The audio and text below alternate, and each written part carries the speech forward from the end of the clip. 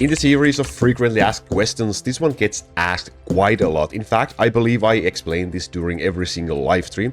And the question is that how come that certain heroes like Druid, for example, who don't normally have a cooldown bar, suddenly seems to be able to have a cooldown bar above their head.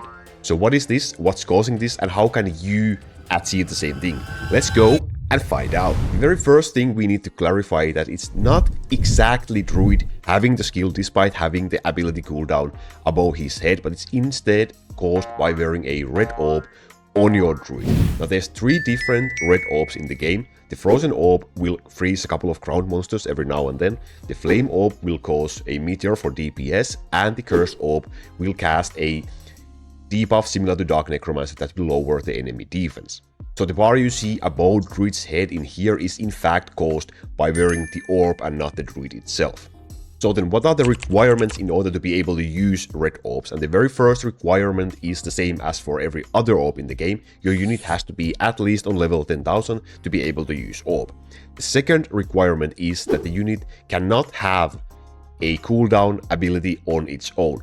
So any unit that has a castable ability that you can see a cooldown bar above their head normally cannot use Red Orbs. So you can only use them on units that don't have those. So for example, in my Dragon deck, I have the Cursed Orb on my Blue Defender, who is on level 10,000.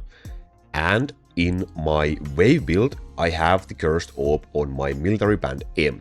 Now Military Band M, while he is unpromoted, does not have a active cooldown ability, so you can use Red Orbs on Military Band Male in that case. Now both of these units are support units, so in order to be able to level them to 10,000, you have to purchase both options in the old statue over here, which is only available if you are on wave level 10,000 or higher. Other units that could potentially use Red Orbs would be, for example, your Death Worm or your Dark Elf. Neither of those have a ability on their own, so they only have a basic attack, so they can wear Red Orbs.